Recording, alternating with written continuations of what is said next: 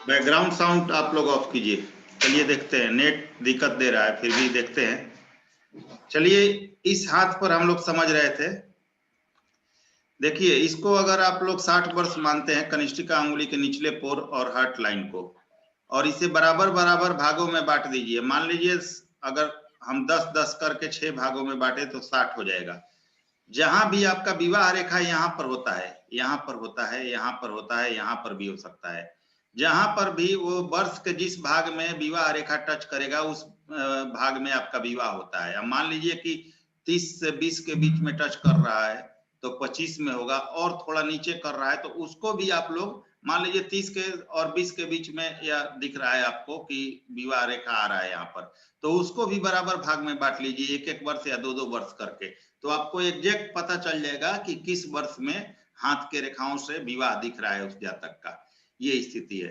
तो हाथ की रेखाओं में बस ऐसे ही देखते हैं, और आप लोगों को डिटेल में ब्रजेंद्र जी की कुंडली हम लोग इस क्लास के बाद लेते हैं, हाथ का फोटो उनका सॉरी लेते हैं, और आप लोगों को डिटेल में बताता हूं क्या परिस्थिति विवाह का देखा जाता है हाथ में, और कैसे देखा जाता है, उसमें किन स्थितियों को देखा जाता है, वैवाहिक जीवन सुखद या परेशानी या जो भी हो, सब कुछ आप लोगों को बताता हूँ। बस आप लोग इतना समझ लीजिए कि यहाँ से देखते हैं और इसे बराबर भागों में डिवाइड करके 60 वर्ष मान लीजिए, और जिस वर्ष में विवाह रेखा टच करेगा उस वर्ष में विवाह होता है। अब विवाह सुखद होगा, दुखद होगा, कैसा होगा, वो ब्रजेंद्र जी के हाथ में मैं थोड़ी देर में आप लोगों को इस क्लास के बाद बता दूंगा। चलिए, अब आप लोग नोट कीजिए। इस कुंडली के अनुसार मान लीजिए, इस कुंडली को मैंने ऐसे ही समझने के लिए लिख दिया है, कोई खास इसका महत्व तो नहीं है, नियम बता रहा हूं विवाह कब होता है, नोट कर सकते हैं आप लोग। देखिए, सबसे पहला नियम है सप्तम भाव और सप्तम से संबंध रखने वाले ग्रहों की दशा में विवाह होता है। सप्तम भाव या सप्तम से संबंध, यानी कि सप्तम भाव पर किसी ग्रह की दृष्टि हो, सप्तम भाव में कोई ग्रह बैठा हो तो उसकी दशा अंतरदशा में विवाह होता है। पहला नियम है ये। सप्तमेश की दशा और सप्तमेश की अंतरदशा में विवाह होता है, ये दूसरा नियम है जो कि सबसे ज्यादा सटीक होता है। सप्तमेश की दशा या उसके अंतरदशा में भी विवाह होता है। शुक्र और गुरु की दशा अंतर में विवाह होता है। शुक्र में गुरु का अंतर या गुरु में शुक्र का अंतर आ जाए तो उसमें भी जातक का विवाह होता है। अब देखिए, सप्तम भाव में स्थित ग्रह, सप्तम भाव को देखने वाले ग्रह की दशा में विवाह होती है। यहाँ भी विवाह बहुत हद तक देखा जाता है। और दूसरी चीज कि शनि की 7.5 किसी की चल रही हो तो वो विवाह में बाधक नहीं होती। विवाह कराने में शनि की 7.5 रुकावट नहीं बनती, उस जातक की 7.5 में भी विवाह होती है। तो कोई ऐसा कहे कि 7.5 नहीं चलता, 7.5 चल रही है विवाह नहीं होगा, तो ये गलत बात है। 7.5 में अनगिनत विवाह होते देखे गए हैं। तो सप्तम भाव में स्थित ग्रह और सप्तम भाव को देखने वाले ग्रहों की दशा में भी विवाह होता है। थोड़ा सा गोचर पर भी चर्चा कर लें। जब लग्नेश आपके गोचर में सप्तम भाव के राशि पर आता है, यानी कि आपका लग्नेश लग्न कुंडली का, जैसे यहाँ इस लग्न कुंडली में मंगल लग्नेश है, जब भी ये वृषभ राशि में आएंगे सप्तम भाव में तो जातक के विवाह का योग बनेगा, उस समय में विवाह का योग बनता है। इसके बाद जब भी सप्तमेश लग्न में आएगा तब भी विवाह का योग बनता है, यानी लग्नेश सप्तम में आए या सप्तमेश लग्न में आए गोचर में तब भी विवाह का योग बनता है। दूसरा, लग्नेश और सप्तमेश जब युति में आए तब भी विवाह का योग बनता है। ये सभी नियम बहुत परफेक्ट हैं गोचर के लिए, आप लोग नोट कर सकते हैं। लग्नेश सप्तम में, सप्तमेश लग्न में या दोनों युति में आए गोचर में तब विवाह का योग बनता है। और जब सप्तमेश और लग्नेश का गोचर में संबंध बने किसी भी स्थिति में, बार बार बता रहा हूं गोचर का बहुत महत्व है, ध्यान दीजिएगा। सप्तमेश लग्नेश का कोई भी संबंध बने, दृष्टि से भी संबंध बने, तो यह विवाह का योग दिखाता है उस समय में। अब देखिए, लेकिन यह चीज ध्यान रखिएगा आप लोग, सप्तमेश और लग्नेश का संबंध बन रहा हो लेकिन दशाओं से संबंध जरूरी है उनका। ये नहीं हो कि उनका दशा वगैरह कुछ नहीं चल रहा हो तो ये थोड़ी दिक्कत देती है, परफेक्ट रूप से लागू नहीं होता लेकिन फिर भी लागू होता है। अब ऐसा है कि मान लीजिए कि किसी व्यक्ति का दशा अंतरदशा ही फेवर नहीं कर रहा हो, उसका उम्र जा रहा हो तो आप ये तो नहीं कह सकते कि उस व्यक्ति की शादी नहीं होगी। तो गोचर भी विवाह कराता है, जैसे विवाह कराते हैं, शनि भी विवाह कराते हैं। लेकिन अगर सप्तमेश और लग्नेश का संबंध बने तो विवाह का योग बनता है। शनि की 7.5 इसमें बाधक नहीं होती, ये ध्यान दीजिएगा। जब सप्तमेश और लग्नेश का गोचर में संबंध बने, ये भी मैं बता चुका हूं। अब देखिए, जब शनि और गुरु का, ध्यान दीजिएगा, शनि और गुरु का डबल गोचर आपके सप्तम भाव पर हो, यानी मान लीजिए शनि और गुरु दोनों सप्तम भाव को देख रहे हैं या सप्तम भाव में आ गए हैं या लग्न से सप्तम को देख रहे हैं, तो ये प्रबल योग बताता है आपके विवाह होने का। यानी शनि और गुरु का डबल गोचर विवाह के लिए बहुत ज्यादा सहायक होता है। इसके बाद शुक्र में चंद्रमा की दशा में गुरु का अंतर हो तो विवाह का योग बनता है। शुक्र में चंद्रमा की दशा और गुरु का अंतर आए तो विवाह का योग बनता है। मैं नियम बता देता हूं, आगे आप लोग डिस्कस कर लीजिएगा, मेरे से कोई कंफ्यूजन हो तो। फिर गोचर पर आ जाइए। जब लग्नेश आपका सप्तम में गोचर में आ जाएगा तो विवाह का योग बनता है। और एक इंटरेस्टिंग चीज और जान लीजिए आप लोग, दशमेश की दशा और अष्टमेश के अंतर में विवाह का योग बनता है। दशम भाव के स्वामी की दशा चले और अष्टम भाव के स्वामी का उसमें अंतर आ जाए तो विवाह का योग बनता है। इसके बाद द्वितीय जिस राशि में हो उस ग्रह की दशा या अंतर में विवाह का योग होता है। द्वितीय भाव का स्वामी जिस राशि में हो उस ग्रह की दशा और अंतरदशा में विवाह का योग बनता है। 11th हाउस, 11वें भाव का स्वामी जिस राशि में हो उसकी दशा या अंतरदशा आए और गुरु का सप्तम से संबंध हो जाए तब विवाह का योग बनता है। 11वें भाव का स्वामी की दशा या अंतरदशा आए और सप्तम से गुरु का संबंध बने जब गोचर में तो विवाह का योग बनता है। ये सारी स्थितियां आपके वैवाहिक। सर लास्ट वाला रूल एक बार रिपीट कर दीजिए सर, एकादशेश वाला। एकादश वाला, ठीक है। एकादश भाव का स्वामी, एकादश भाव के स्वामी की दशा चल रही हो और उसी समय गुरु गोचर में सप्तम में आ जाए या सप्तम भाव से संबंध बना लें तो विवाह का योग बनता है। और ध्यान दीजिएगा, जब भी कोई गोचर अप्लाई कीजिएगा, एकादश भाव का स्वामी हो, द्वितीय भाव का स्वामी हो, इनकी महादशा या अंतरदशा चल रही हो और शनि और गुरु का कहीं डबल गोचर सप्तम में हो जाए या दृष्टि वगैरह कैसे भी प्रभाव हो जाए तो ये बहुत प्रबल योग दिखाता है वैवाहिक जीवन के लिए। और एक चीज गोचर के लिए और समझ लीजिए आप लोग, जब लग्नेश और कार्येश या भावेश जब भी एक दूसरे से संबंध बनाएंगे गोचर में, चाहे जिस भी आप कार्य का विचार कर रहे हो, आप जॉब का विचार कर रहे हैं, विवाह का विचार कर रहे हैं, सुख सुविधा के लिए मकान का योग, चाहे पुत्र का योग, जब भी लग्नेश और भावेश की स्थिति बनेगी, संबंध वहां बनेगी, तब वह घटना घटित होने का योग बनता है गोचर में। इसका हमेशा ध्यान रखिएगा।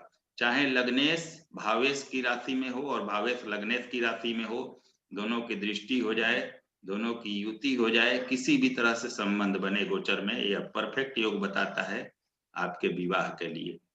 अब देखिए कि गोचर में डायरेक्टली भी विवाह का योग देखा जाता है। अब वो कैसे देखा जाता है?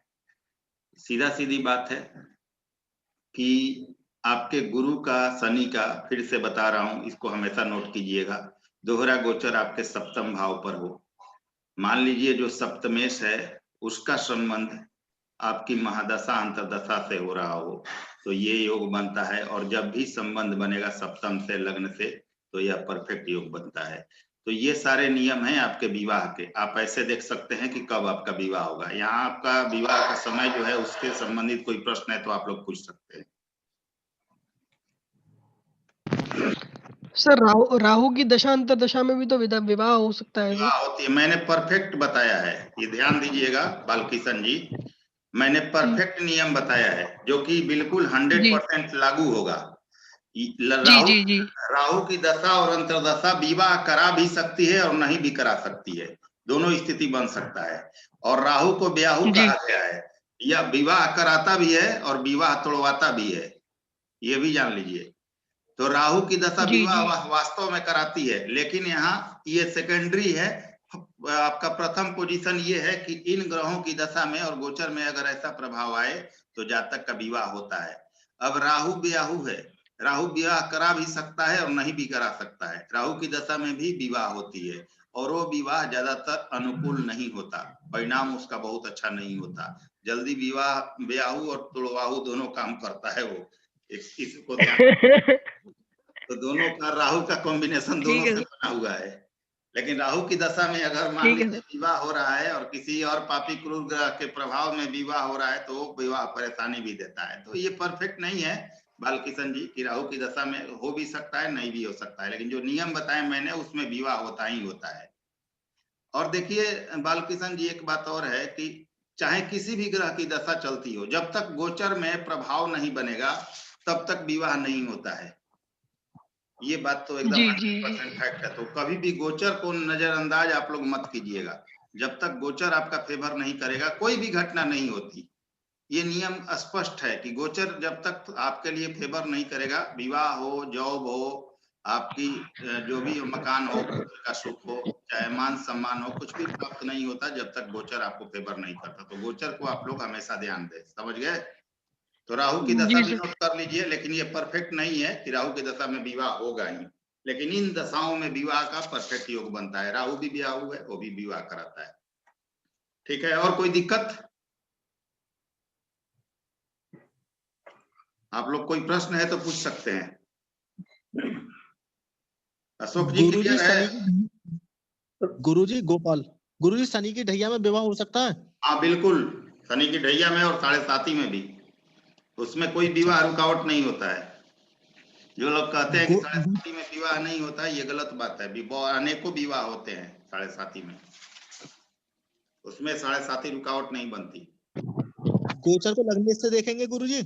जी, गोचर को लगने से देखेंगे? गोचर, हाँ जी, हाँ बिल्कुल, लगने से देखेंगे ना? हाँ हाँ बिल्कुल, विवाह के लिए देख ठीक रहे हैं है। तो लगने से देखिए। और गुरुजी, हाँ देख, बोलिए और गुरुजी, ब्रजन जी, गुरुजी बोलिए। आपने बताया था गोचर में लगने से और कार्यस का जब भी संबंध हो तो विवाह कोई भी घटना घटता है। कार्यस मतलब जैसे शादी का कार्यस गुरु को माना गया, ऐसे? मैं भावेश की बात बोल रहा हूँ ब्रजेंद्र जी, ध्यान दीजिए।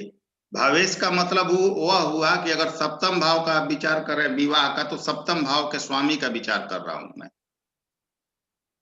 इसका ध्यान दीजिएगा। सप्तम भाव के स्वामी का लग्न से संबंध बने तो विवाह होगा। दसम भाव के स्वामी का अगर लग्न से संबंध लगने से बने और यह जॉब को दिखाता है और वह समय आपको प्रॉमिस दिखाता है तो उस समय में जॉब हो जाती है, ऐसे देखा जाता है। अब गुरु का संबंध भी देखना है। कार्येश देख लीजिएगा, कार्येश मैंने ये आपको रूल्स में बताया है कि गुरु में, शुक्र में, चंद्रमा में, इन सबों में भी विवाह का योग बनता है।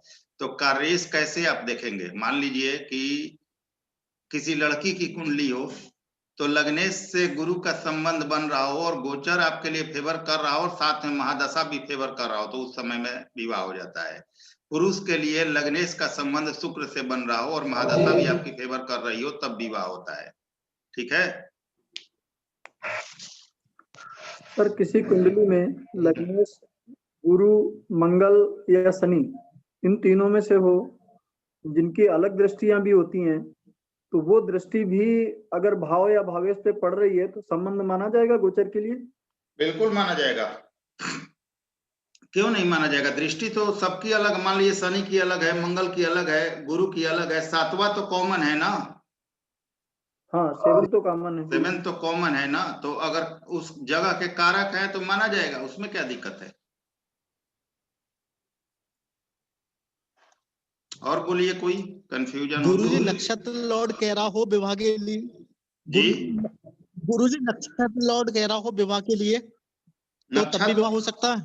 नक्षत्र लॉर्ड, हाँ जी, फिर से बोलिए, हाँ जी, सुनाइए। जैसे केपी में होता है ना गुरुजी। जी जी गुरुजी जैसा जैसा कोई ग्रह किसी नक्षत्र में बैठा होता है जी, और वो नक्षत्र भाव मतलब साथ शो कर रहा हो तो क्या विवाह हो सकता है? हाँ बिल्कुल विवाह होता है, बिल्कुल होता है। नक्षत्र तो उसी पर तो चलता ही है केपी। अच्छा। मान लीजिए आप 7th कस्पल सब लॉर्ड को देख रहे हैं तो उसका नक्षत्र स्वामी भी एक होगा ना। हाँ जी, तो उसकी दशा अंतर जब भी चलेगी, हाँ मान जी, हाँ लीजिए जी। 7th कस्पल सब लॉर्ड का संबंध उसके नक्षत्र स्वामी से होता ही है, क्योंकि अपने नक्षत्र का भी फल देता है। अगर वो 7 भाव शो कर रहा है तो बिल्कुल उस दशा में विवाह हाँ जी। होगा। अच्छा जी। क्योंकि ये तो आप केपी अगर मतलब आपने कोर्स किया है तो आप ये अच्छे से जानते हैं कि कोई भी ग्रह अपने नक्षत्र स्वामी का भी फल देगा। हाँ और जी, हाँ जी, देता है जी। कोई भी घटना घटित नक्षत्र स्वामी को कॉमन मान कर देखा जाता है। तो अगर नक्षत्र स्वामी ओके कर रहा है, उसका प्रॉमिस दे रहा है, तो उस दशा में विवाह का योग बनेगा। ठीक है, ठीक है गुरुजी। और बोलिए आप लोग, कोई प्रॉब्लम? आप लोगों ने सभी ने वीडियो के ऑफ कर दिए भाई, अपना वीडियो अपना अपना ऑन कर लीजिए। सर हाँ बालकिशन जी बोलिए। वो सर वो कॉम्बिनेशन भी बता दीजिए जिसमें जिसमें ये पता लगाया जा सके कुंडली को देख के ही कि विवाह ही नहीं होगा इस व्यक्ति का। हाँ आगे बताएंगे, आज नहीं बालकिशन जी, अभी इसका चलेगा हमारा 4-5 एपिसोड। हाँ जी। इसको एक ही दिन अच्छा ठीक है सर। अगर सभी को हम लोग मिक्स कर देंगे तो कुछ क्लियर नहीं होगा। आगे हम लोग जी सर। वो बात करेंगे कि विवाह प्रतिबंध योग कैसे बनता है कुंडली में या हाथ में। गुरुजी डेट जी निकालनी सर। और सुनाना। गुरुजी डेट निकालनी और सुनाना। डेट? विवाह की डेट निकालनी। हाँ जी। अरे तो आपको सारा नियम बता दिया है, अब आप डेट निकाल लीजिए, उसमें क्या है। वो ठीक है, अगर आपको विवाह का डेट भी वो भी कंफर्म करना है तो वो भी एक चार्ट पर हम लोग क्लियर कर लेंगे, उसमें क्या है। हाँ, वो गुरुजी बता देना जरा, आपके उसमें रहेगा तो थोड़ा हाँ अच्छा समझ में आ जाएगा। ठीक है बता दूंगा मैं, वो डेट निकलना भी बता दूंगा, केपी से भी बता दूंगा और वैदिक से भी बता दूंगा आप लोगों को। हाँ जी। कुछ सर है गोपाल जी नहीं, का ही चार्ट ले लेंगे, गोपाल सर का चार्ट ले लेंगे सर। किसी का भी चार्ट ले लेंगे, उसमें क्या है। समझना है, नियम तो सारा आप लोगों को बता ही दिया है। अब केपी से भी आप लोग जानना चाहें तो फॉर्मली बता देता हूं कि मान लीजिए 7th कस्पल सब लॉर्ड जो हैं और उनके 2, 7, नक्षत्र 11 स्वामी अगर दोनों मिलके 7 नंबर भाव दे रहे हैं तो विवाह होता है, उस जातक का मैरिज प्रॉमिस मिलता है। अब मान लीजिए अब महादशा आपने देखी जिसकी, वो 7 दे रहा है, जिस अंतरदशा में 7 मिल रहा हो या विवाह का भाव 2, 7, 11 मिल रहा हो, या जिस प्रत्यंतर दशा में 2, 7, 11 मिल रहा हो, तो उस महादशा, उस अंतरदशा, उस प्रत्यंतर दशा में शादी होती है। अब किसी का बर्थ टाइम सही हो तो आप सेकंड भी मतलब कि वो ये भी निकाल सकते हैं कि किस दिन होगी, उसमें देख लीजिए महादशा, अंतरदशा, प्राण दशा, सूक्ष्म दशा, सब कुछ देख लीजिए, प्रत्यंतर दशा, प्राण दशा, सूक्ष्म दशा, सब कुछ देखिए आप, तो हर चीज क्लियर हो जाए, एक दिन तक का रिजल्ट पता चल जाएगा अगर आपके पास जन्म समय बिल्कुल सटीक है तो। जब जब शादी का भाव देगा कोई ग्रह, महादशा दे रहा है उसी समय देखिए किसका अंतरदशा चलने वाला है, शादी का भाव चलने वाली है वो कब शादी का भाव दे रहा है, सूक्ष्म दशा किसकी चलने वाली है वो कब शादी का भाव दे रहा है, और प्राण दशा किसकी चलने वाली है वो कब शादी का भाव दे रहा है। ये सभी जिस दिन शादी का भाव देंगे उसी दिन शादी होती है। तो आप बाई डेट भी निकाल सकते हैं 1-2 दिन के अंतर में। अब उसमें भी आप उतना अंदर चले गए तो गोचर को भी अप्लाई कर लीजिए, वो भी परफेक्ट हो जाएगा आपके लिए। चलिए टाइम ओवर हो जाएगा, मैं आप लोगों को कुछ और चीजें बता देता हूँ, नोट कर लीजिए, ठीक है। हाँ ठीक है जी। अब दो विवाह का योग कैसे बनता है ध्यान दीजिएगा। सप्तमे से अगर सप्तम भाव का स्वामी दूसरे, छठे, 12वें में स्थित हो और सप्तम भाव पाप प्रभाव में हो तो वैवाहिक जीवन में दिक्कत होती है, दूसरे विवाह का भी योग बनता सर एक बार रिपीट कर दो, सर रिपीट कर देना एक बार। सप्तमे सप्तम भाव का स्वामी अगर दूसरे भाव, छठे भाव या 12वें भाव में हो, अष्टम में हो तो उतनी परेशानी नहीं है।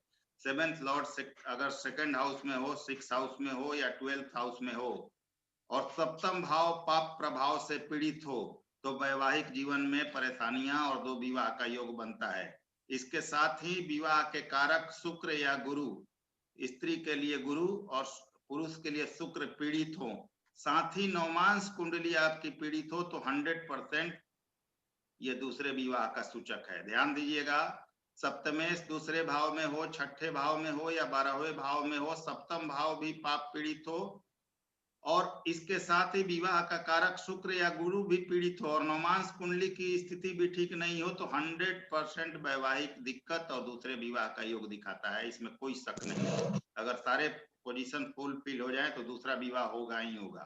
किसी की कुंडली देख लीजिएगा। सर अगर सेकंड भाव में, सिक्स्थ भाव में, 8th भाव में, 12th भाव में। जी सेकंड 6 8 नहीं, 8 को काउंट मत कीजिएगा बालकिशन जी। 8 में थोड़ा कम है।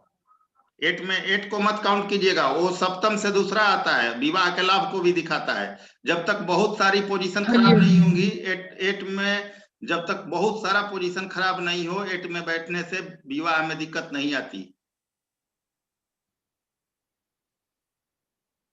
अब ध्यान दीजिए, सप्तम से दूसरा भाव है वो 8वां है, जो मतलब लग्न से दूसरा भाव जो है वो सप्तम के लिए 8वां है, तो ये सप्तम के लिए मारक भाव हो जाएगा।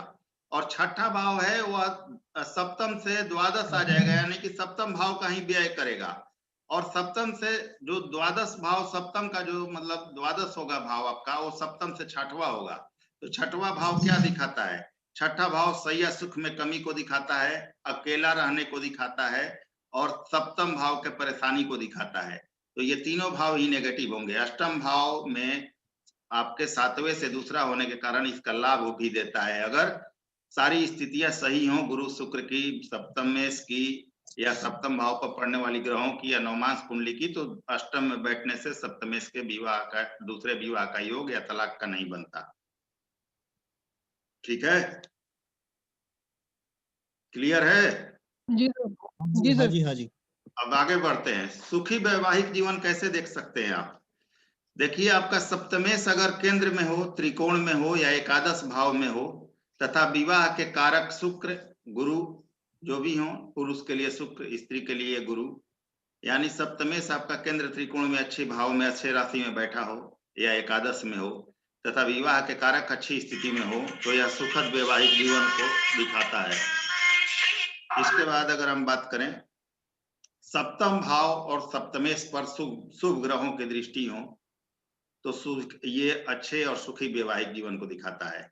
सप्तमेश लग्न या पंचम में बैठ जाए, आपका 7th लॉर्ड लग्न में या पंचम में बैठ जाए तो यह दिखाता है कि उसका जीवन साथी हृदय से उससे प्यार करने वाला होगा और दोनों में बहुत अच्छा संबंध होगा। खास करके उसकी लाइफ पार्टनर तो जरूर उसको बहुत ज्यादा प्यार करेगी अगर लग्न या पंचम में 7th लॉर्ड बैठ जाए तो।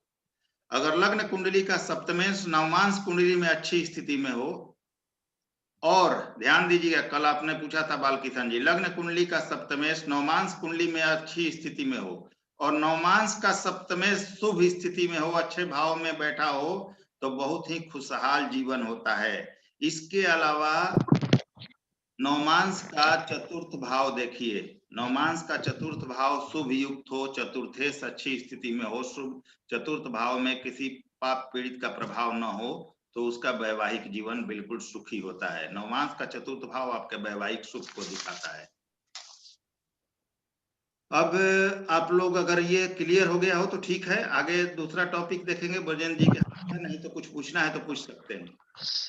सर ये सेकंड लास्ट पॉइंट था ना, एक आप सप्तमेश और नवमांश का सप्तमेश एक पॉइंट बताया था, वो रह गया सर। हाँ, लग्न के सप्तमेश जो हैं, लग्न कुंडली के सप्तमेश नवमांश कुंडली में अच्छी स्थिति में हो और नवमांश का सप्तमेश शुभ स्थिति में हो, दोनों का सप्तम भाव का लॉर्ड देखना है। अगर दोनों ही सही स्थिति में हैं तो वैवाहिक जीवन सुखद होता है उस व्यक्ति का। ठीक है जी सर। और नवमांश के चतुर्थ भाव का कभी भी विचार जरूर कीजिएगा, क्योंकि जैसे लग्न कुंडली का चतुर्थ भाव आपके सुख सुविधा को दिखाता है, नवमांश का चतुर्थ भाव आपके वैवाहिक सुख को दिखाता है। अगर नवमांश का चतुर्थ भाव भी साथ में अच्छा हो तो बहुत सुखद जीवन का, वैवाहिक जीवन का आनंद लेता है व्यक्ति। गुरुजी। हाँ गुरुजी बोलिए बोलिए। हाँ, अगर नवमांश कुंडली में लग्नेश जो है वो केंद्र व त्रिकोण में बैठ जाए और सप्तमेश जो है वो अष्टम में चला जाए तो उसका विवाह जीवन कैसा रहेगा? लग्न नवमांश कुंडली भी देख की बात कर लीजिएगा, रहा हूं मैं। लग्न कुंडली पहले देख लीजिएगा। अगर लग्न कुंडली सही है, विवाह का कारक सही है, सप्तम भाव सही है और नवमांश कुंडली के कारक ग्रह जो हैं वो सही हैं, नवमांश के कारक शुक्र भी होते हैं, उनको भी देख लीजिएगा। और शुक्र गुरु अगर ये सब सही हैं तो केवल लग्नेश सप्तमेश के अष्टम में बैठने से विवाह नहीं टूटता है। ठीक है, तो कुछ तो इशू होगा ना गुरुजी? हाँ, इशू तो नॉर्मल शादी में भी होता है। इशू तो आपके नॉर्मल शादी में भी होता है। आपके 25 साल का संबंध बना हुआ है, उसमें भी तनाव होते हैं, लड़ाई झगड़े होते हैं, मनमुटाव होते हैं, महीनों दिन तक बातचीत नहीं होती। कि ये अष्टम भाव मृत्यु का भाव है तो कुछ तो इशू देगा, लेकिन जब तक सभी चीजें नेगेटिव नहीं हो, विवाह नहीं टूटेगा। लड़ाई झगड़ा हो, तकरार हो, मनमुटाव हो, अहम की लड़ाई हो, सब हो सकती है, लेकिन लड़ाई और विवाह टूटने में बहुत अंतर होता है। तलाक होने में या दूसरी शादी होने में बहुत अंतर होता है। तो मनमुटाव हो सकता है, लाख परेशानियां हो सकती है, विवाह नहीं टूटेगा जब तक सभी स्थिति नेगेटिव ना हो। ठीक है, यदि गुरुजी सप्तमेश षडाष्टक योग बना रहा हो तो शादी में प्रॉब्लम आती है? हाँ बिल्कुल, देरी भी होती है और वैवाहिक जीवन में भी तनाव होता है। षडाष्टक योग तो वैसे ही अपने सर आप सप्तमेश में किसके साथ में? सब, अब मान लीजिए विवाह के कारक के साथ ही बना रहा हो या लग्नेश के साथ ही बना रहा हो जी तो दिक्कत होगी। जी जी। तो ये देख मैरिज लाइफ लीजिएगा में भी कि प्रॉब्लम? अगर दोस्त बना रहा है तो किसके साथ बना रहा है। अब अन्य किसी ग्रह के साथ बना रहा हो तो उससे संबंधित फल में कमी आएगी, लेकिन अगर विवाह के कारक के साथ या लग्नेश के साथ बनाए तो विवाह में देर होगी या वैवाहिक संबंध में दिक्कत होगी। अच्छा जी। षडाष्टक किसके साथ बना रहा है वो देख लीजिएगा। तो चलिए, अगर यहाँ तक क्लियर है तो भोजन जी के हाथ को देखें। हाँ जी, हाँ जी। ओके, छोटा सा डाउट है हाँ हाँ बोलिए। सर। मेरा कहना ये है कि अब अगर कुंडली में हम देख रहे हैं कि भाव भावेश कारक में कुछ ना कुछ प्रॉब्लम है, तो हम ये कैसे पता करेंगे कि इसका विवाह डिले होगा या इसका वैवाहिक जीवन ही प्रॉब्लम में होगा? ये तो बहुत आसान है, उसको देख लीजिए कि भाव भावेश और कारक तीनों ही खराब स्थिति में है। साथ में मान लीजिए कि खराब की स्थिति की मतलब ये है कि अगर मान लीजिए भाव के स्वामी जो हैं वो कहीं नीच के हो गए हैं या दूसरे छठे में चले गए हैं, द्वादश में चले गए हैं, उस सप्तम भाव पर दृष्टि भी नेगेटिव ग्रहों की है। अब मान लीजिए कि यहाँ पर नवमांश कुंडली अगर इस जातक का मैं दिखाता, आप लोगों को दिखा देता, चलिए समझ लीजिए। सप्तम भाव में किसी पाप ग्रहों की दृष्टि वगैरह भी है और कारक भी उसके नेगेटिव हैं, तो विवाह में डिले भी होगा और विवाह के बाद परेशानी भी होगी। और नवमांश कुंडली भी अगर खराब है तो तलाक भी हो जाएगा। जी सर। तो ये चीजें ब्रजेंद्र जी एक एपिसोड में कैप्चर नहीं होंगी। अगर हम आगे किसी चार्ट को लेंगे ना तो ये चीजें पता चल जाएंगी। 2-3 चार्ट हम लोग डिस्कस करेंगे इस पर कि मान लीजिए कि ये स्थिति बनी हुई है तो उसके साथ क्या हुआ, तब पता चलेगा। ठीक है जी जी। इसमें 2-3 चार्ट को हम लोग लेंगे और आगे मतलब ये विवाह वाला कर रहे हैं तो करीब करीब 3-4-5 एपिसोड करना पड़ेगा हमें। तो उसमें हम जानेंगे कि कोई चार्ट अगर इस तरह का है तो उस जीवन उसके साथ क्या हुआ, विवाह में देर क्यों हुई या विवाह के बाद तलाक क्यों हुआ। अब जो भी स्थितियां मैंने ये यहाँ बताई है, जिसका भी तलाक वगैरह हुआ है वो देख लीजिएगा। इनमें से स्थिति जरूर होगी तभी तलाक होता है या दूसरा विवाह होता है। दूसरा विवाह का योग भी मैं बता चुका हूँ और 99% वैसा अगर स्थिति बने तो दूसरा विवाह होता है। अब डिले की स्थिति देखिए, मंगल की को भी देखना है आपको, मंगल की क्या स्थिति है। सब